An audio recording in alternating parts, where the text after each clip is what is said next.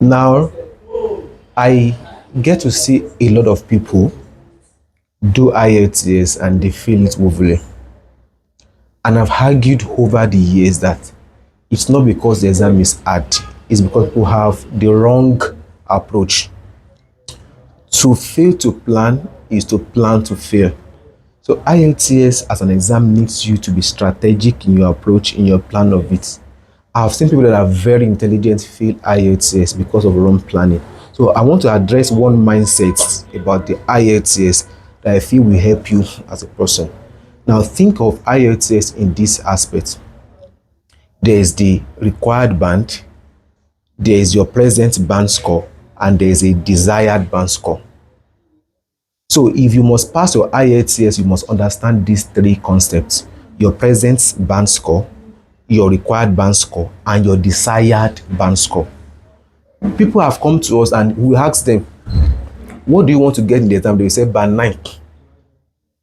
They don't know the difference between required score and desired score. They will say band 9 and between the band 9, is there any institution on earth that requires a candidate to have band 9? I was asking a woman, she said she needed band 8.5 for masters. I said, masters, which country would ask you to bring 8.5 or 9.0 for masters? So apparently she doesn't really understand the required band. So before you even start the IELTS journey, you must get to know your required band. What is the institution asking for me? If it is RRCC Canada for immigration, for caregiver work, if it is PR, what is the required band by the institution? If it's a school, let's say undergraduate masters, what is the required band score by that institution? You need to have settled this.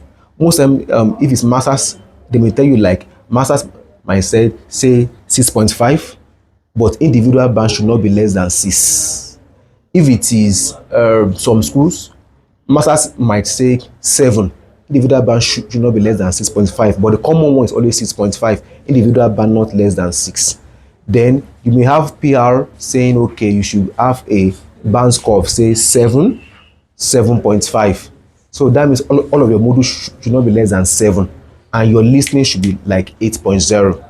Is that okay? So you need to understand the required band score for the particular immigration channel you want to follow. That's very, very important. That's your own personal task. You must get to understand what your agent is doing for you, and what that institution or that pathway will need you to get. So having sorted that out, then you need to also consider your present band score. Your present band score is what is your level now. If you wake up now and you try IELTS, what will you get? So when people come to us at Grace Edu Consult, sometimes we even start with mock tests with some of them, just to assess their present state before we now start to lift them up to their required score. So your present band score is what is your level now. Some people say, I will come in, I will rush the exam within 1 month, within 2 months. Some will say, I will rush the exam within just 3 days, 4 days. You can only rush it if the distance between your present band score and your required is very close. That's when you could do the exam within a day, 2 days.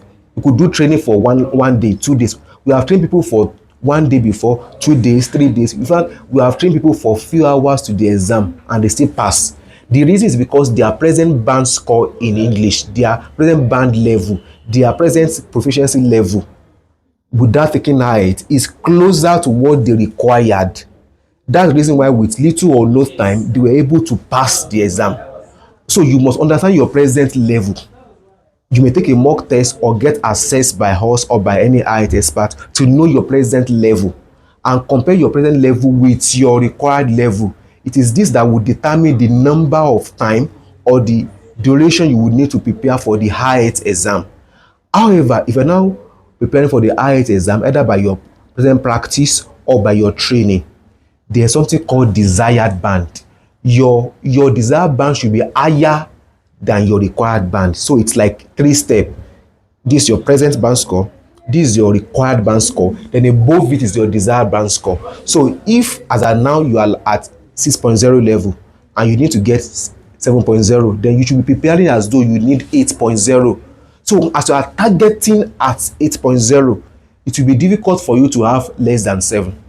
So your desired band score should be way higher than your required band score.